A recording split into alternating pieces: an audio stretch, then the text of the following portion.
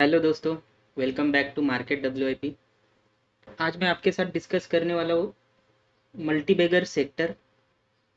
कौन सा सेक्टर है जो आने वाले समय में मल्टीबैगर साबित होगा और उसके रिलेटेड कौन से शेयर्स है जिसमें अपन इन्वेस्टमेंट कर सकते हैं फॉर मल्टीबैगर रिटर्न्स। किसी देरी करके अपन डायरेक्ट पॉइंट पे आते। तो पहले तो हम बात करेंगे सेक्टर के बारे में। ठीक है, देखो दोस्तों, मेरा सिंपल लॉजिक है कि जिस कंपनी का बिजनेस बढ़ने वाला है ना, उसका शेयर प्राइस बढ़ेगा। बिजनेस बढ़ेगा इन द सेंस कि जिस कंपनी का सेल्स बढ़ने वाला है ना, तो वो कंपनी का शेयर प्राइस भी बढ़ेगा ही बढ़ेगा। ये सिंपल लॉजिक है शेयर मार्केट का, ये आप सबको समझना चाहिए। बहुत से लोग होते हैं जो बिना कंपनी का बिजनेस देखे हुए, बिना कंपनी का सेल्स, बिना कंपनी के नंबर्स देखे हुए डायरेक्टली इन्वेस्ट करते हैं।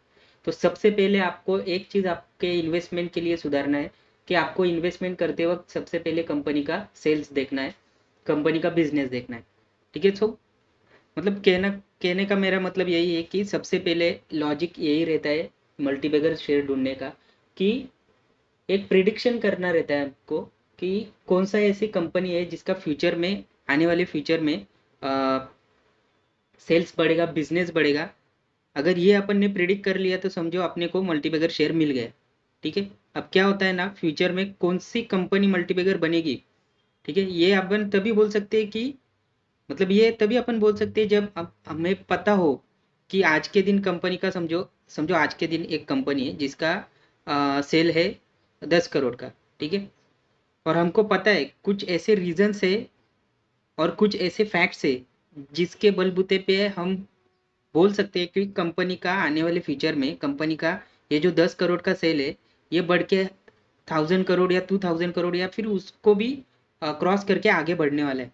ठीक है, तो अगर अपने को ये रीजंस मालूम हो गए, ये अगर अपने को मालूम होगा, तो अपन बोल सकते हैं कि ये कंपनी आने वाले फ्यूचर में मल्टीबैगर हो सकती है। बट कैसा है ना, किसी भी कंपनी का इंडिविजुअल फ्यूचर प्रेडिक्ट करना ये थोड़ा मुश्किल, मतलब ये थोड़ा मुश्किल है एज कंपेयर टू सेक्टर के बारे में अपन प्रेडिक्ट करना।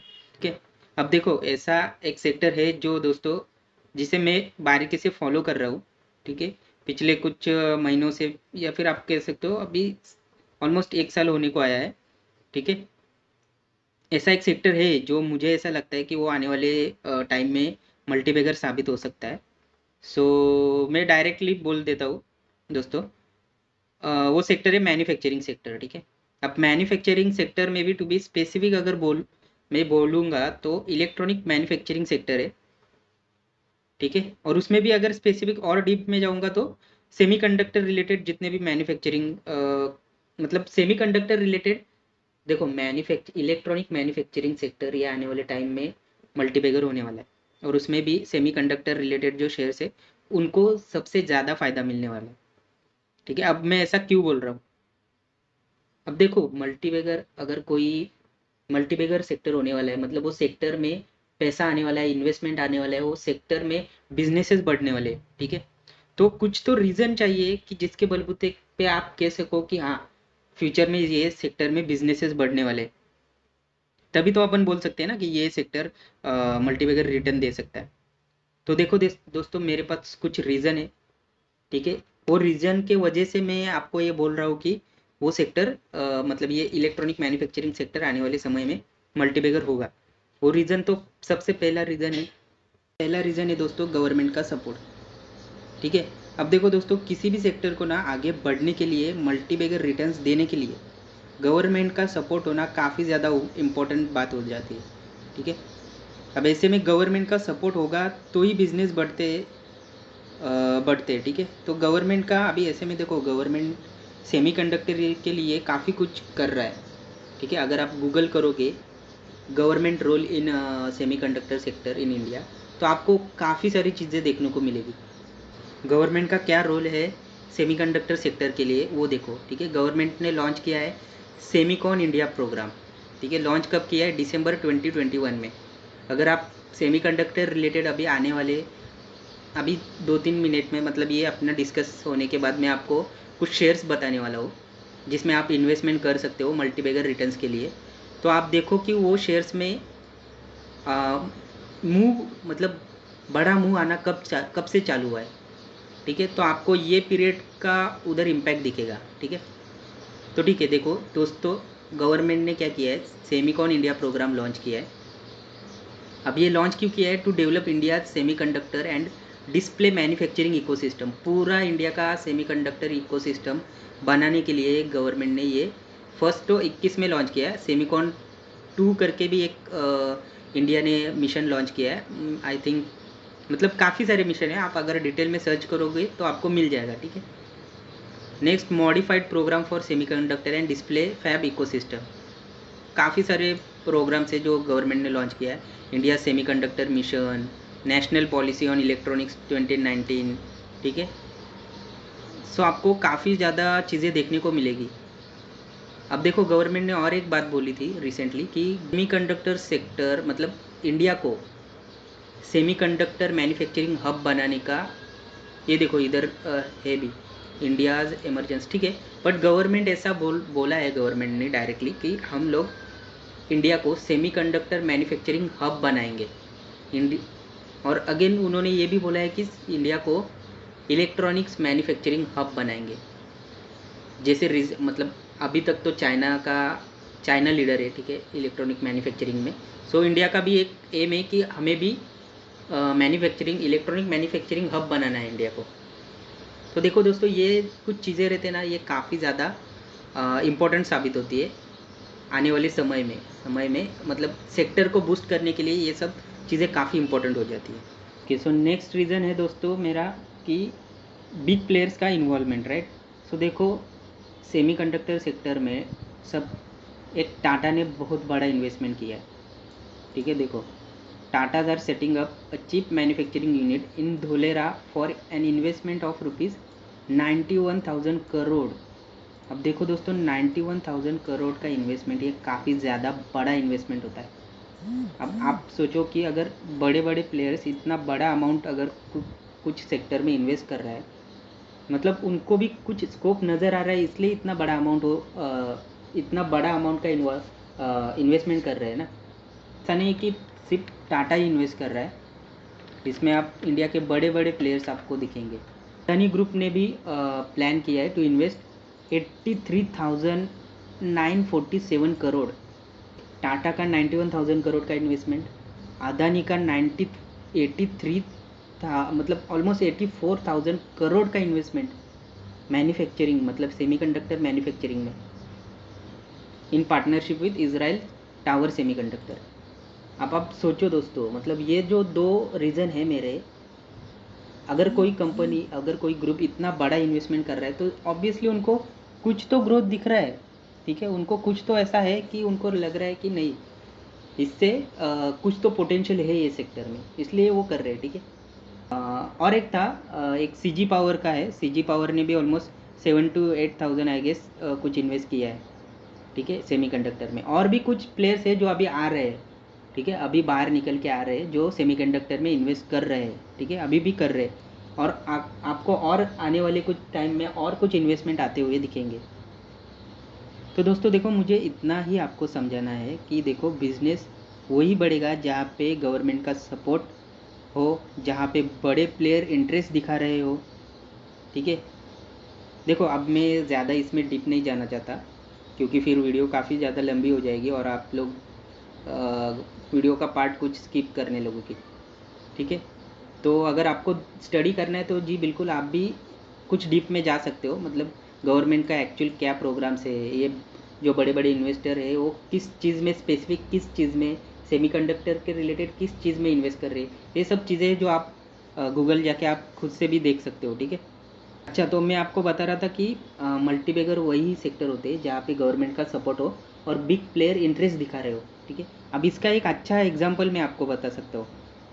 एक देखो, गवर्नमेंट ना पहले डिफेंस सेक्टर में गवर्नमेंट ने मतलब काफ़ी साल पहले गवर्नमेंट ने डिसाइड किया कि डिफेंस सेक्टर में गवर्नमेंट, पहले तो अपन डिफेंस सेक्टर में काफ़ी दूसरों पे डिपेंडेंट थे। ठीक है, तो गवर्नमेंट ने कुछ सालों पहले मतलब आई गेस 2020 में, मई 2020 में शायद, डिफेंस सेक्टर में गवर्नमेंट में आत्मनिर्भर होने का सोच लिया।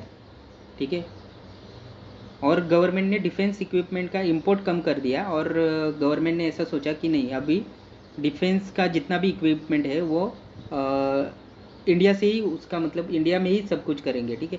तो इससे क्या हुआ दोस्तों, ये मूव से क्या हुआ, गवर्नमेंट अभी देखो वो टाइम पे क्या हुआ, गवर्नमेंट डिफेंस सेक्टर को सपोर्ट कर रही थी।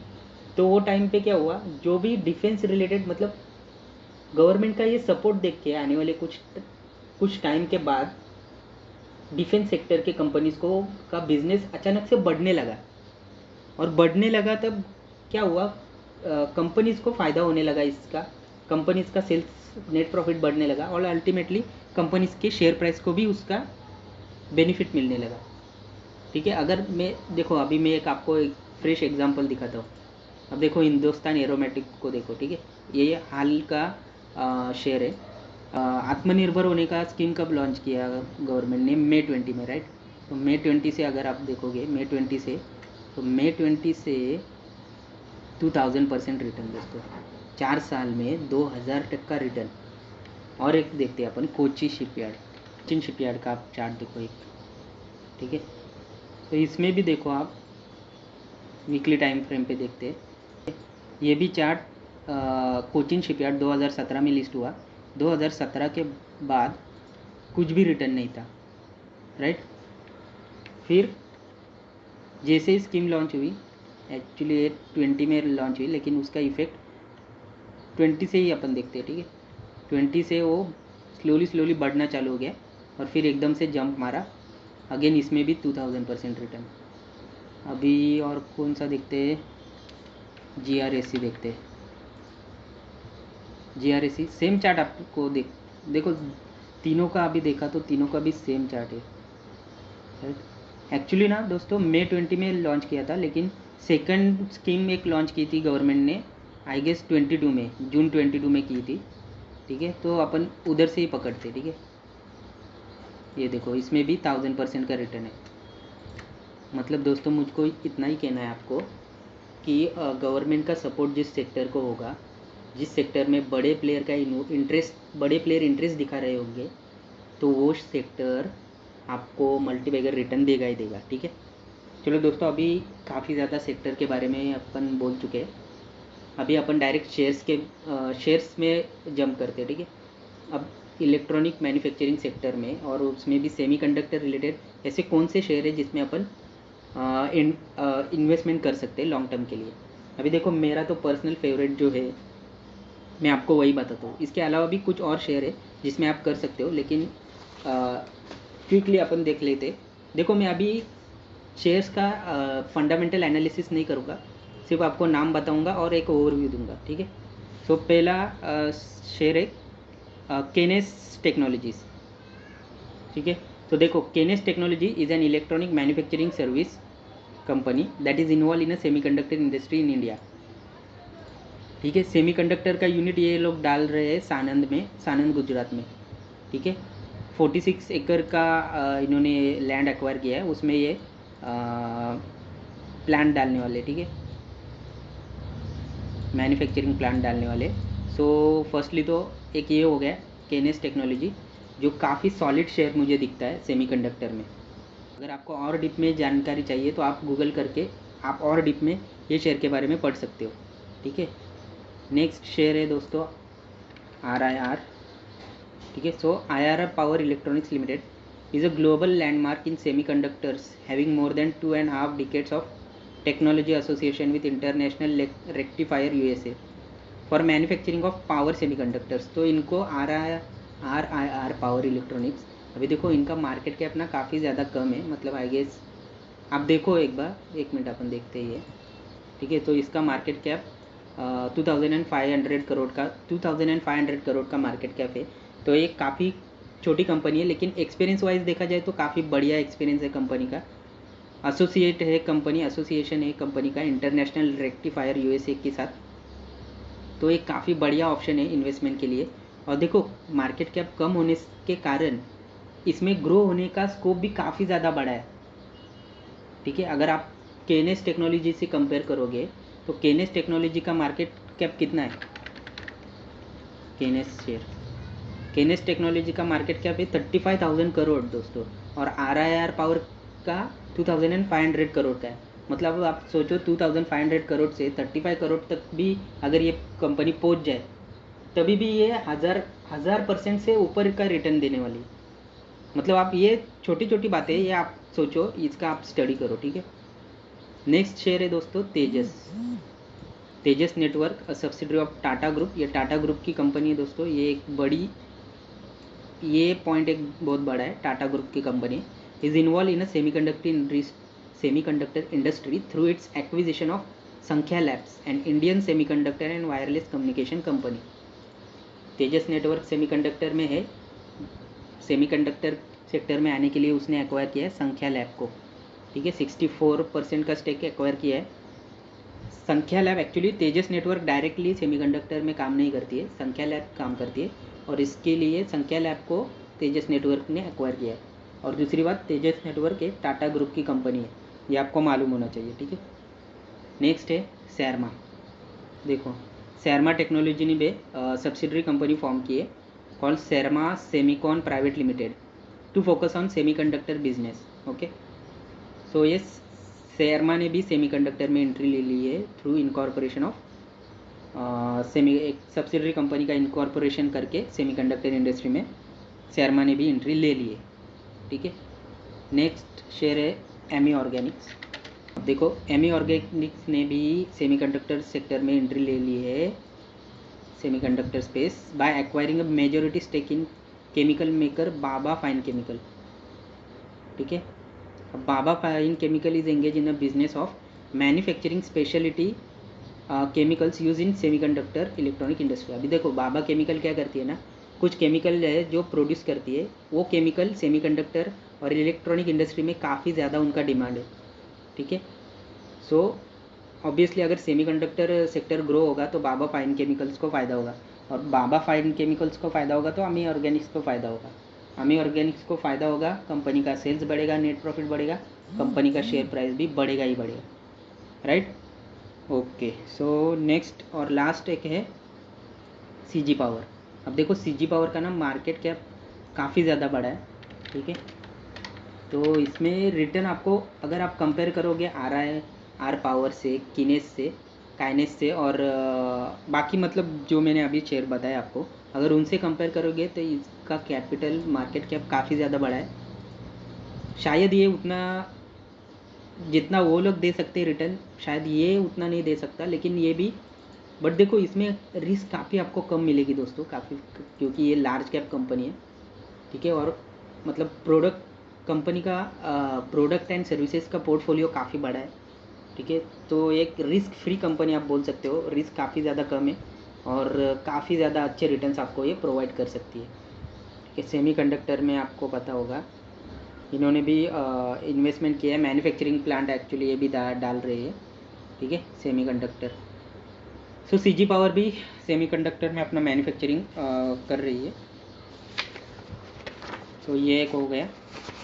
अब देखो दोस्तों, ये जो मैंने आपको कंपनीज़, ये सेक्टर में जो मेरे फेवरेट्स कंपनीज़ है उनके बारे में तो मैंने आपको बता दिया, ठीक है।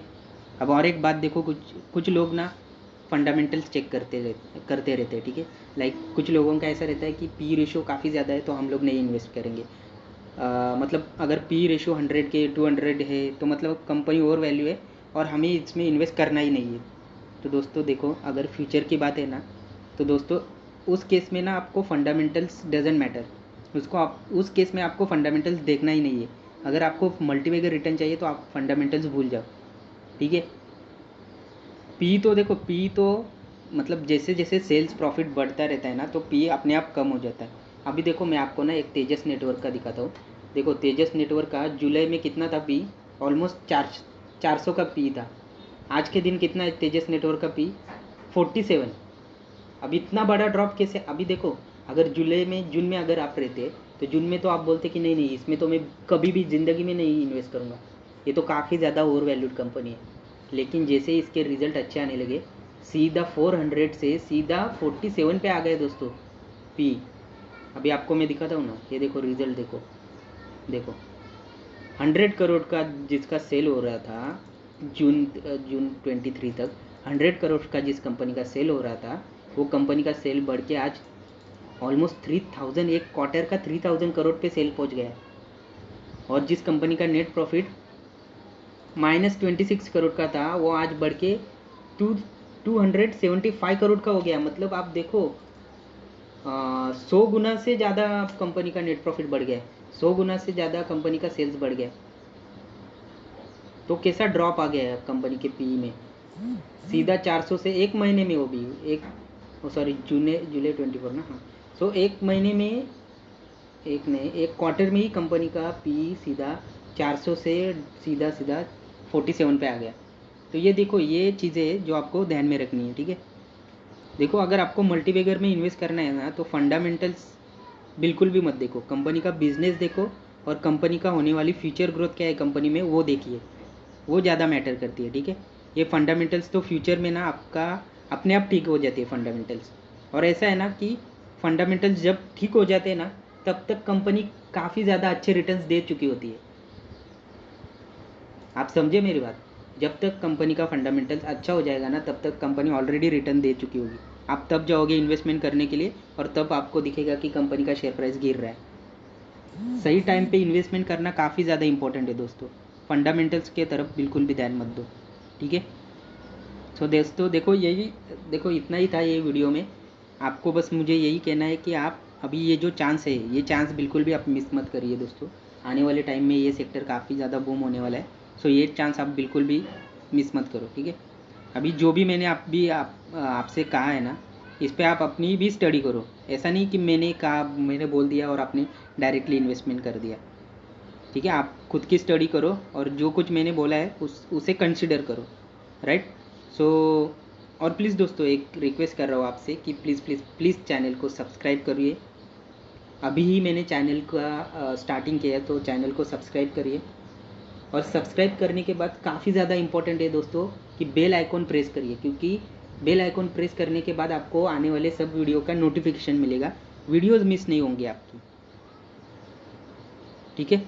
तो आपसे रिक्वेस्ट है कि प्लीज़ वीडियो को लाइक भी करिए, वीडियो को शेयर भी करिए, चैनल को शेयर करिए और चैनल को सब्सक्राइब तो करिए, ठीक है। सो बस दोस्तों आज के वीडियो में बस इतना ही था, ठीक है। तो मिलते हैं अगले वीडियो में। और वेट दोस्तों, एक और बात बतानी है मुझे आपको। अभी देखो, मैं ये चैनल पे क्या करता हूँ, मैं ये चैनल पे शेयर मार्केट रिलेटेड डेली जो न्यूज़ रहते हैं वो शेयर करता रहता हूँ, ठीक है। लाइक कौन से न्यूज़, किस कंपनी को कितने ऑर्डर्स मिले हैं, कौन सी कंपनी नई बिजनेस में एंट्री करने जा रही है, कौन से बिजनेस अपनी कैपेसिटी बढ़ा रही है, बिजनेस की कैपेसिटी, मैन्युफैक्चरिंग कैपेसिटी बढ़ा रही है, कौन सी बिजनेस नए नए बिजनेस एक्वायर कर रही है, इसके रिलेटेड जो डेली न्यूज़ आते हैं ना, वो दोस्तों मैं ये चैनल पे शेयर करता रहता हूँ। अब देखो ये जो न्यूज़ है ना, ये भी मल्टीबैगर शेयर्स ढूंढने के लिए ये न्यूज़ भी काफ़ी इंपॉर्टेंट रहते हैं। अभी देखो एक कंपनी है जो, मतलब कोई कंपनी रहेगी वो अगर नया बिजनेस में एंट्री करने जा रही है, तो ये तो अच्छी बात है ना कि वो कंपनी आने वाले टाइम में उसका सेल्स बढ़ेगा, तो वो भी मल्टीबैगर रिटर्न दे सकती है। तो देखो दोस्तों, ये जो शेयर्स की न्यूज़ है ना, ये देखना काफ़ी ज़्यादा इंपॉर्टेंट है, ठीक है। तो बस यही कहना चाहूँगा आपको कि प्लीज़ मार्केट WIP को सब्सक्राइब करिए, ठीक है। और ये वीडियो को लाइक करिए और ज़्यादा से ज़्यादा शेयर करिए, ठीक है। सो ओके दोस्तों, आज के लिए इतना ही था, मिलते हैं अगली वीडियो में, ठीक है। तब तक के लिए सॉरी। सो ओके दोस्तों, ये वीडियो में बस इतना ही था, तो मिलते हैं अगली वीडियो में, तब तक के लिए goodbye and happy investing.